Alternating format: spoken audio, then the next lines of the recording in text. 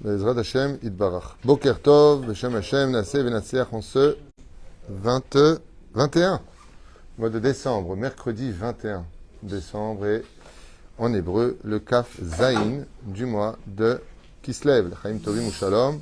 On commence ce premier shiur de la matinée, shiur acheté par Anne Arosh Ayekara en cadeau de Hanouka pour son mari Michael Ben Ruth. J'adore ce genre de cadeau. Cadeau Kadosh qui vaut Ad Belidai, Ezrat Hashem, pour le remercier de l'amour qu'il porte à sa femme et à ses enfants tous les jours. Oh, oh. Même ici, ils sont étonnés. J'entends oh, ah. Eh oui. C'est bizarre. Ça ne coûte pas d'argent de dire je t'aime à l'autre. Hein. C'est fou ça que tellement de gens manquent d'amour, de consolation, même si des fois il n'y a pas d'argent, on manque d'amour. C'est bizarre ce côté. Moi j'avais dit à quelqu'un, tu peux prendre tes enfants dans les bras, il m'a dit, je sais pas le faire. Ben, ouvre tes bras et serre les bras. Hein. C'est pas compliqué. Et n'oublie jamais de leur dire tous les jours. Donc c'est quelqu'un vraiment de très bien, ce monsieur. Et un grand Mazal Tov pour leurs enfants, notamment leur fille Rebecca, Rivka Mazal, de la part de sa femme qu'il aime, Anna Bat Esther. Nous sommes de Montréal. Voilà, du Canada. Vous avez un shiur offert ce matin par Anna Roche Ayekara. Un très très beau cadeau pour son mari. Kakadosh Baruch Hu Bezrat Hashem, les combles de bonheur dans cette maison. Kol Sasson et Kol Simcha pour les enfants. Santé, Parnassa, Géoula, lumière de Hanouka et tout ce qu'il désire. Et un bel exemple à suivre, franchement. Un mari qui est là et qui est présent. Il faut dire une chose. Des fois, on a envie de donner de l'amour, mais il n'y a pas de réceptacle. Il n'y a pas en face. Hein? Moi, je dis souvent, hein, dans la vie, il faut se servir. Ça veut dire quoi, il faut se servir? Si une fois ta femme, elle ne te dit pas « je t'aime », eh bien, tu le lui dis, tu lui donnes exemple. Jusqu'au jour où ça finit par... Marocaine, ils ne connaissent pas. Tu es marié avec une Marocaine? Il a dit la Shonara, fais gaffe. Aujourd'hui, grâce à Dieu, il n'y a plus de Marocains, Algériens, Tunisiens, Baruch Hashem. Il n'y a que des Hébreux. Les Juifs reviennent de la galoute, Toda Lael. Ah ben, c'est pas vrai. Je peux te dire qu'il y a de ça dans toutes les... de tous les pays aujourd'hui. J'entends beaucoup dans les couples. Les gens ont beaucoup de mal à se dire qu'ils s'aiment. Les gens ont beaucoup de mal à leur dire qu'ils manquent. Et parce qu'ils se font tellement de mal avant de dire ce genre de phrase. Il y a tellement de colère, tellement de nervosité aujourd'hui dans l'atmosphère, hein, qui grisaille l'atmosphère, qu'on est plus basé sur ce qui ne va pas que sur ce qui va. Et que quand une personne, Chas v'Shalom, n'est plus, qu'on se rend compte du soleil qu'on avait. Des fois, on a un nuage devant le soleil, il suffit simplement de souffler dessus. Et c'est ce qu'on va d'ailleurs étudier. Ça y est, j'ai mon sujet. On va étudier, souffler sur le nuage. Voilà, ça c'est un beau sujet.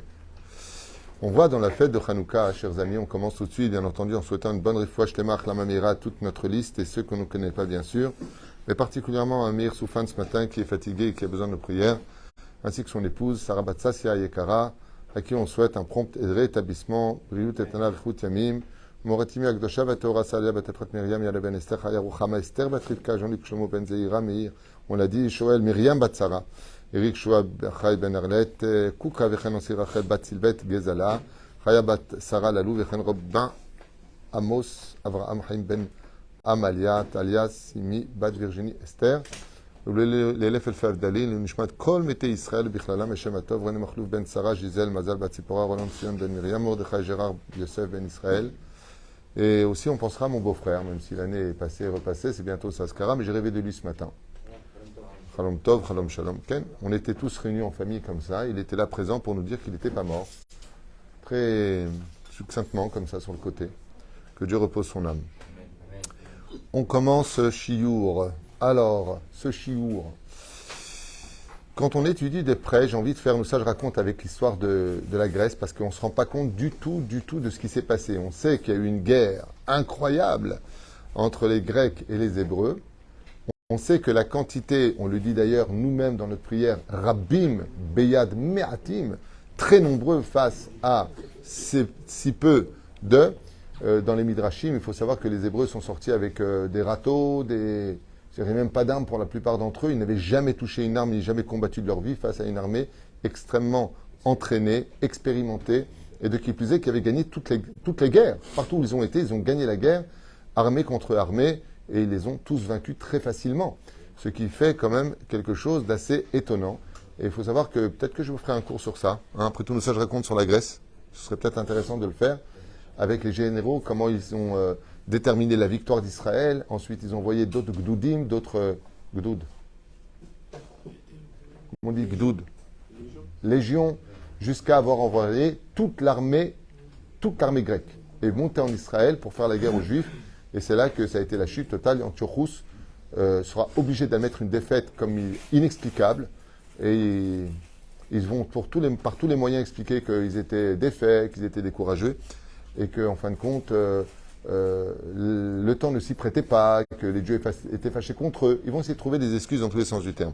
Mais moi, ce qui m'intéresse beaucoup, c'est de comprendre que, de façon assez extraordinaire, les Hébreux sont sortis en guerre dans l'impossible. Ça veut dire qu'ils n'ont pas compté sur le miracle, et en se jetant dans cette guerre contre les Grecs, il faut savoir qu'ils allaient à la mort, une mort certaine.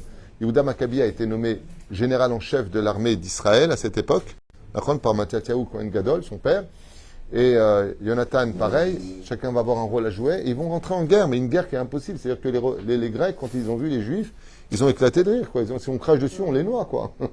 De quoi on parle? Et pourtant, ils ont goûté à la main d'Hachem, Dieu était avec nous. Mais ce qu'il y a d'extraordinaire, et je pense que le message le plus important à retenir, en vous souhaitant à tous une grande réussite, bien sûr, avec ce shiur et tous ceux qui nous soutiennent, tous ceux qui nous regardent, beaucoup de bonheur et de soleil dans vos vies, comme on va le constater dans cette étude, eh bien, pour quelle raison, avant que je le dise, c'est tellement évident, mais j'attends de vous une réponse, pour quelle raison on est sorti en guerre? Ne me dites pas l'assimilation. Non. Pourquoi on est sorti en guerre? Voilà, je suis votre fils, je vous pose une question. Pourquoi les Hébreux sont-ils sortis en guerre dans un suicide absolu si Dieu n'était pas intervenu? Qu'est-ce qu'on a essayé de sauver? Pourquoi? Ils ne nous ont pas agressés, eux, physiquement. Il fallait parce qu'on n'avait plus le choix. Ça ne veut rien dire. On n'a plus le choix de quoi? Là, ils étaient complètement rentrés dans les foyers juifs, quoi. C'était vraiment... Non, ils n'étaient pas rentrés dans les foyers juifs. Au contraire, tu sais qu'ils donnaient des biberons gratuits, des biberons avec une pointe d'or sur lequel il marquait Keren Ashor, hein? Ça veut dire, ils rappelaient la faute du veau d'or. Pourquoi on est sortis en guerre? Ils nous ont interdit le Shabbat, la Nida, Rosh Chodesh, ils nous ont interdit l'étude de la Torah. Ils sont sortis en guerre parce que ils ont voulu sauver l'honneur de la pratique religieuse. Ils sont sortis en guerre. Hanouka, c'est la fête où aujourd'hui, si on met les tefilines, aujourd'hui, si on fait Shabbat, aujourd'hui, si on est Shomer Nida, aujourd'hui, si on a encore des Juifs avec notre potion magique et l'accomplissement de la Torah et des mitzvot, c'est grâce à Hanouka. Sans Hanouka, il n'y aurait plus de judaïsme. Il y aurait eu des Juifs assimilés, donc un peuple qui se serait perdu dans l'assimilation. Oui, au 2e degré. La fête de Hanouka vient commémorer la fête de la religion juive. Quand j'ai religion, je suis très gêné parce que nous ne sommes pas une religion. Mais je l'emploie parce que c'est un langage que tout le monde comprend.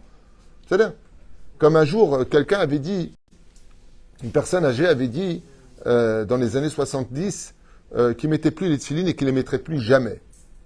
Et il a dit ça à un vieux rabbin. Et le rabbin, il lui a dit pourquoi? Il lui a dit parce que quand j'étais dans les camps de concentration avec mon père, il a pris une balle dans la tête parce qu'il est parti mettre les tefilines. Alors il lui a dit, alors, ton père, il était prêt à mourir pour mettre les tefilines, et toi, aujourd'hui, dans une ambiance où tu pourrais parfaitement les mettre, tu ne vas pas les mettre? Il a fait tchouva, il est parti vite les mettre. C'est-à-dire qu'on peut voir d'un côté comme de l'autre côté. Quand on parle de la fête de Hanouka, quand Kadosh Baruch Hu nous dit, regarde ce qui s'est passé, regarde comment les événements ont eu lieu, c'est pour te dire qu'aujourd'hui, si tu peux pratiquer ta Torah et tes mitzvot, c'est parce qu'il y a des gens qui ont risqué leur vie, qui sont partis en guerre. Yehuda Maccabi et toute cette équipe de Hashmonaïm sont morts, se sont jetés dans le feu pour que nous puissions pratiquer la Torah. Et c'est pour cela que nous disons de façon explicite, Bayami Mahem Bazemanazé, de leur temps à notre temps, parce qu'ils traversent l'histoire, parce que sans eux, aujourd'hui, il n'y aurait plus de Shabbat, il n'y aurait plus tout ça. Et les Juifs sans Shabbat, sans mitzvot, sans Masim Tovim, on redescend à l'échelle des nations du monde. On se reconfond à travers eux jusqu'au jour où eux nous rappelleront qu'on est juifs. Ça veut dire que, à l'image de l'huile, elle a beau vouloir s'assimiler dans tous les liquides les rejettent. On dit souvent que l'huile remonte. D'accord? C'est pas vrai. C'est pas que l'huile remonte au-dessus des autres, dans l'absolu. C'est que les liquides le rejettent, lui disant tu n'es pas comme nous. Tu n'es pas de nous. Les juifs, quand ils veulent s'assimiler, les autres les montrent du doigt, de façon explicite. Vezek koach hadibour shel Hanouka. Il y a un sujet par contre, qui frappe au cœur de chacun de nous, c'est que on a pu constater l'impossible. Ça veut dire que faut savoir une chose. Ça me rappelle un peu Poutine, quand il a voulu conquérir, au début, je ne sais pas si vous vous rappelez, l'Ukraine, il a envoyé des très vieux chars avec des gamins dedans. Prétestant que dans ses plans, ils vont voir des chars russes, ils vont rentrer comme des petits lapins dans leur tanière. D'accord ? Et il s'est heurté à une résistance à laquelle il ne s'attendait pas du tout, jusqu'à avoir mêlé les Tchétchènes et les Syriens. Et en fin de compte, on en est encore sur un point d'interrogation avec tout cela. Quand les Grecs ont voulu imposer l'oubli de la Torah, le shakercham mitoratam, faire oublier la Torah, pour eux c'était un jeu d'enfant. Qui peut résister à la Grèce antique? Qui? Et de là sont nées une version qui est en rapport avec tout ce qu'on vient de dire. Une version qui va être ce qu'on appelle le courage des Juifs, que l'on peut retrouver de façon chassidique dans la Mahloket de Masechet Shabbat, sur comment allumer les bougies de Hanouka. Bo Beyachad, et écoutez bien. Shammai, Bet Shammai, qu'est-ce qu'il dit Shammai? Comment on allume les bougies de Hanouka? De 8 à 1. Ça veut dire Yordim ou Pochatim. On va de plus à moins. Hillel, qu'est-ce qu'il dit? De moins à plus. Sur quoi il se base? Quelle est exactement la signification, la définition? Au niveau du pshat, on parle du miracle que la fiole aurait dû durer que pour une seule journée et qu'elle a brûlé 8 jours, le temps de faire l'aller-retour, 4 jours et 4 jours pour revenir, chercher de l'huile. Oui? Donc, on va directement au but. Et c'est pour ça que le jour le plus important, vous remarquerez qu'on part de 1 à 8 ou de 8 à 1. Quels sont les 2 jours les plus importants? Premier jour et surtout le dernier jour de Hanouka. C'est le dernier jour de Hanouka le plus élevé, là où les 8 bougies brillent à leur summum. C'est-à-dire, et la reine, par rapport au temps, vous constaterez que Shammai, lui, va de ce qu'on appelle de l'été à l'hiver. Quand on est en été, il fait plus jour ou plus nuit? Plus jour. Et plus on avance vers Hanouka, il fait nuit. Donc, le plus de lumière, les 8 lumières allumées, et après on diminue, jusqu'à arriver à la fête de Hanouka. Ça veut dire que Shammai nous demande, à la fête de Hanouka, de nous concentrer sur l'étude de ce qui s'est passé. Regardez bien ce qui s'est passé à notre époque. Lisez les Midrashim. Regardez combien on s'est battu. Il dit, mais c'était pas ça la Kavana. Eux, ils se sont battus à l'image du temps. Quand on est maintenant à Hanouka, qu'est-ce qui se passe? Quel est le Shabbat le plus court de l'année juive?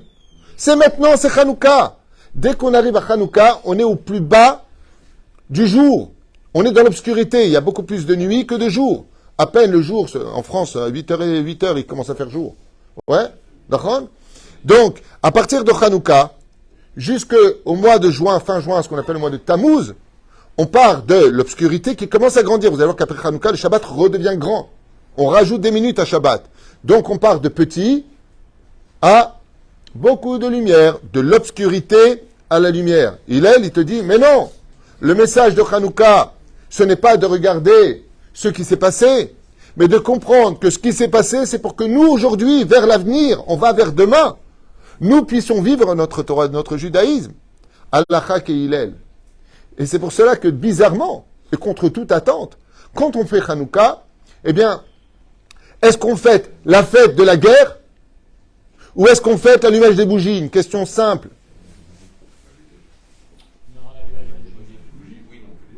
Bonne réponse d'Abraham Seba, qui répond exactement ce qu'il faut. Dans la fête, on allume les bougies, dans les prières, on ne parle que de la guerre. C'est quand même incroyable. Normalement, on aurait dû parler dans le Noussach, dans la prière. On aurait dû parler les bougies, quand tu prends la messe et tu la mettras dans l'huile et patati patata. Non. On parle de la guerre qui a eu lieu, du miracle de la guerre. Ça veut dire qu'effectivement, entre Beth Hillel et Beth Shammai, nos Chachamim nous ont placé la fête sur les 2 pôles. Sache d'où tu viens pour comprendre où tu vas.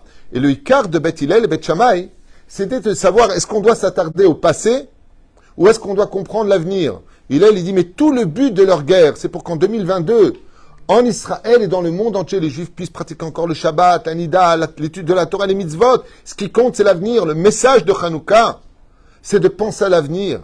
Et c'est ce que veulent expliquer les Hashmonaïm. Quand ils se sont battus, ils ont dit, mais notre génération, elle va se perdre. Bayamim Ahem, dans leur jour à eux. Donc Shammai, il dit non, il faut aller de 8 à 1. C'est-à-dire que nous partons du passé vers Hanouka, là où il fait encore jour en été, jusqu'à la fête de Hanouka, où l'obscurité est bien présente. Et il dit, mais tout ce que nous avons vécu, c'était pas pour ça, ce qui leur a donné la force aux Hashmonaïm de se battre, c'est les générations qui vont. Donc de Hanouka vers le Beth Amikdash, où on arrive au Tisha B'Av. Et à Tisha B'Av, il fait plus jour ou il fait plus nuit? Il fait beaucoup plus jour. Donc nous partons de une lumière à 8 lumières. Et ce combat-là vient nous apprendre à l'Achaki Hillel. C'est pour ça que les lettres du mot Hanouka sont un jeu de mots. C'est quoi Hanouka? Comment on écrit Hanouka? Het. Het, c'est les 8 jours. Gematria 8. D'accord? Ensuite, qu'est-ce qu'on a? Nun, Nerot. 8 Nerot. D'accord? Ensuite, qu'est-ce qu'on a? Chanou, Vav. D'accord? Ensuite, qu'est-ce qu'on a? Kaf et. Mazé Omer. Shmona Nerot Hanouka. Ke'alacha. Hillel. Faut que je retrouve ça. C'est marqué comme ça, je ne me rappelle plus exactement comment c'est marqué. Mais chaque initiale correspond que les 8 jours de Hanouka correspondront à l'allumage des bougies selon Hillel. Perouche Alabar, selon Hillel, que Bezrat Hashem, nous allons réveiller chez nous la notion de l'espoir. Ça veut dire que c'est vrai que quand on regarde en arrière, ben, ce qui est passé est passé. Ce qui appartient au passé appartient au passé.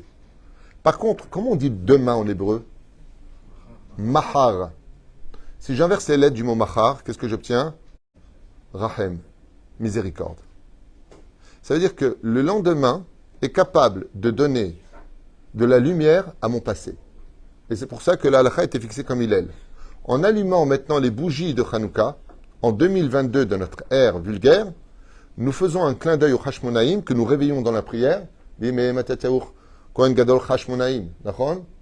On leur fait un clin d'œil en disant, vous avez ravivé la lumière, vous vous rappelez? Et aujourd'hui, regardez dans le temps. Regardez jusqu'où brille votre lumière. Bayamimahem bazemanazé. Tout comme vous avez allumé la lumière dans la menorah, ouais, et qu'elle a brûlé pendant 8 jours, cette menorah, qui est devenue plus tard la Hanouka, pour recomposer 8 branches au lieu de 7, eh bien, on leur fait un clin d'œil, leur disant que il n'y a pas de passé s'il n'y a pas d'avenir. Et l'avenir, comme on le voit avec la Shoah, c'est vrai que nous avons vécu une obscurité absolument inexplicable. Pour le cœur humain, pour l'esprit humain, c'est inexplicable.